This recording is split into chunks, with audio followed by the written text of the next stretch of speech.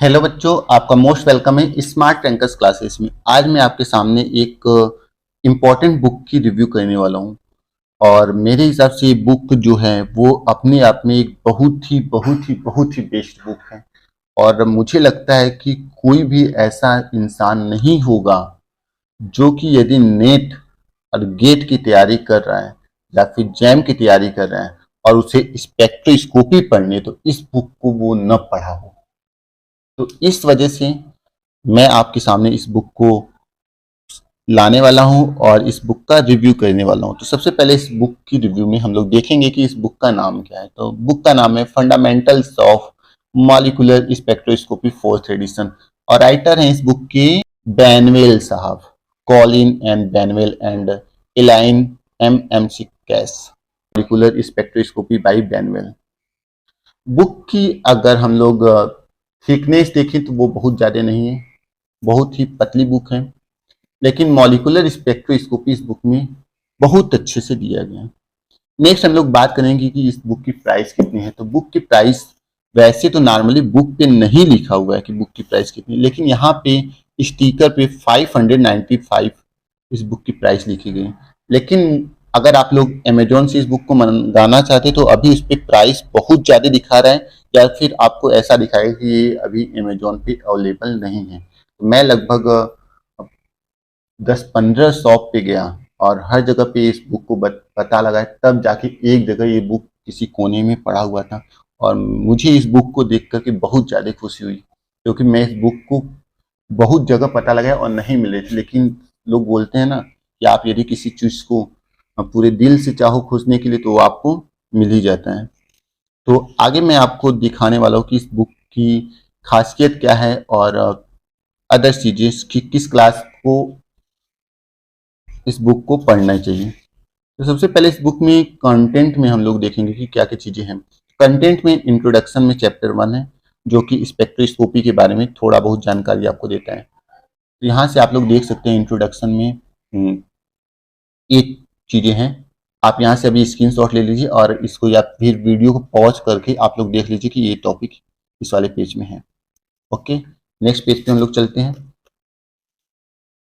यहाँ पे आप लोग वीडियो को पॉज कर लीजिए और थोड़ा सा देख लीजिए कि आपके लायक ये टॉपिक है कि नहीं। ओके, रमन स्पेक्ट्रोस्कोपी ESR भी दिया गया इसमें, इलेक्ट्रॉनिक स्पेक्ट्रोस्कोपी ऑफ मॉलिक्यूल। ठीक, टोटल ये सब टॉपिक हैं, ये आप लोग देख लीजिए, आप लोग पढ़ के समझ जाएंगे, क्योंकि पढ़ने में बहुत सारे टाइम लग जाएंगे, तो उसको आप वीडियो को पॉज करके देख सकते हैं। मैं अब आगे बढ़ता हूँ और आपको बताता हूँ कि इस बुक की खासियत क्या क्या है। बहुत ज़्यादा चीज़ें घुमा फिरा के नहीं बताया गया, मतलब बहुत ज़्यादा थ्योरी पे फोकस नहीं किया गया इस बुक में। सीधे सीधे आपको जो भी डेरिवेशन है और उसको जितना शॉर्ट में बताया जा सकता है और जितनी अच्छी तरीके से एक्सप्लेन किया जा सकता है वो इस बुक में किया गया है। मतलब शॉर्ट्स में अच्छे ढंग से एक्सप्लेन करने की कोशिश इस बुक में की गई है। और लैंग्वेज तो मुझे लगता है कि स्पेक्ट्रोस्कोपी पढ़ने के लिए इस बुक का जो लैंग्वेज है वो बेस्ट है। मतलब एकदम अच्छी तरीके से इस बुक में स्पेक्ट्रोस्कोपी को आसान शब्दों में, मतलब केवल स्पेक्ट्रोस्कोपी को एक्सप्लेन नहीं किया बल्कि आसान शब्दों में स्पेक्ट्रोस्कोपी को एक्सप्लेन इस बुक ने किया गया है। बाकी आप लोग पढ़ेंगे कोई भी लाइंस तो इसमें आपको ऐसा नहीं लगेगा कि आपको इस बुक को पढ़ने में बहुत ज़्यादा हार्ड लग रहा है। बाकी मेरे हिसाब से जो भी नेट गेट वाले बच्चे होंगे उनको इस बुक की बहुत ज़्यादा ज़रूरत होगी, तो उनको इस वीडियो को जरूर शेयर करिएगा ताकि उनकी हेल्प हो सके आखिर में इस बुक में है क्या क्या चीज़ें। ओके, बाकी यदि आप इस बुक को स्पेक्ट्रोस्कोपी के पॉइंट ऑफ व्यू से, मतलब अगर आप नेट की तैयारी नहीं करना चाहते, अगर आप एक टीचर हैं और स्पेक्ट्रोस्कोपी को पढ़ाना चाहते हैं या फिजिकल केमिस्ट्री पढ़ा रहे हैं और आपको स्पेक्ट्रोस्कोपी पढ़ाने के लिए मिल गया, तो मेरे हिसाब से इस बुक को आप लेंगे। और मैं जहाँ तक अभी MSc में जो भी चीज़ें पढ़ा हूँ सब इसी बुक से पढ़ा हूँ, क्योंकि उसमें मैंने जो भी टॉपिक देखे थे सब मेरे सिलेबस से मैच कर रहे थे। और जैसे उसमें अगर आप लोग देखेंगे MSc में तो इंटेंसिटी ऑफ स्पेक्ट्रल लाइंस दी गई हैं, जो कि अच्छे से एक्सप्लेन किया गया। फोरियर ट्रांसफॉर्म स्पेक्ट्रोस्कोपी भी उसमें दी गई है MSc में, समझ गए। तो ये सभी चीज़ें MSc में दी गई हैं अगर आप MSc भी कर रहे हैं। लेकिन मेरे हिसाब से जो भी बच्चे MSc कर रहे होंगे, ख्वाहिश तो सबकी होती है कि वो नेट और गेट की एक बार एग्जाम दे और कोशिश करें कि उनका एग्जाम निकले। तो उसके लिए यदि आप स्पेक्ट्रोस्कोपी या मॉलिक्यूलर स्पेक्ट्रोस्कोपी की बुक कोई लेना चाहते हैं तो मेरे हिसाब से बेनवेल जो है वो बेस्ट बुक रहेगा, तो वो आप ले सकते हो। और यहाँ पे देखिए रिजिड रोटेटर्स के बारे में दिया गया है, क्या एक्सप्लेन किया गया, मतलब पूरी में जो कॉपी में मेरे सर लिखवाए थे ना वो सेम टू सेम मैच करा था और एकदम अच्छे ढंग से एक्सप्लेन किया गया है। तो मेरे हिसाब से आप इस बुक को देख सकते हैं लेने के लिए। बाकी मैं आपको चैप्टर जब खत्म होते तो उस चैप्टर के बाद भी मैं दिखा देता हूँ कि आपको क्या क्या है।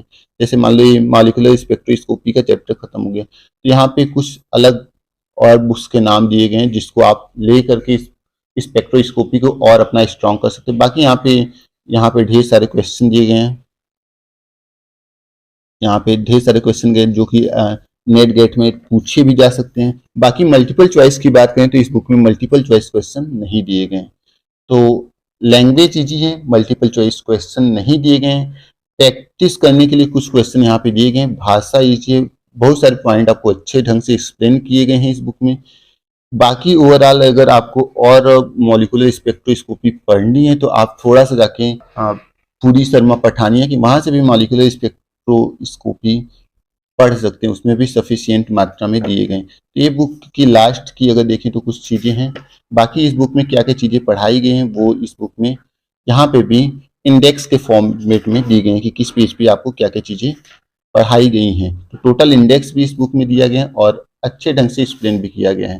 तो ये थी इस बुक की रिव्यू। पेज भी बुक की अच्छी है, पेज क्वालिटी में आपको कोई दिक्कत नहीं होगी। तो उम्मीद है आपको इस बुक की रिव्यू समझ में आई होगी और आपको हेल्प भी मिला होगा कि आपको इस बुक को लेना चाहिए या नहीं लेना चाहिए। अगर आप नॉर्मली बीएससी में हैं तो आपको इस बुक को लेने की कोई भी ज़रूरत नहीं है, लेकिन अगर आप एमएससी करें और यदि आपको आगे चल के नेट या गेट की एग्जाम देनी है या फिर जैम देना है, यदि आप बीएससी में हैं, अगर आपको जैम भी देना है तब भी आप इस बुक को जरूर पढ़िएगा क्योंकि यहाँ से क्वेश्चन जरूर आते हैं और हर एक टीचर इस बुक को पढ़ने के लिए आपको रिकमेंड भी करेंगे स्पेक्ट्रोस्कोपी के लिए। तो फिर हम लोग मिलेंगे इसी तरीके से नए बुक के रिव्यू के साथ, तब तक के लिए बाय बाय, धन्यवाद।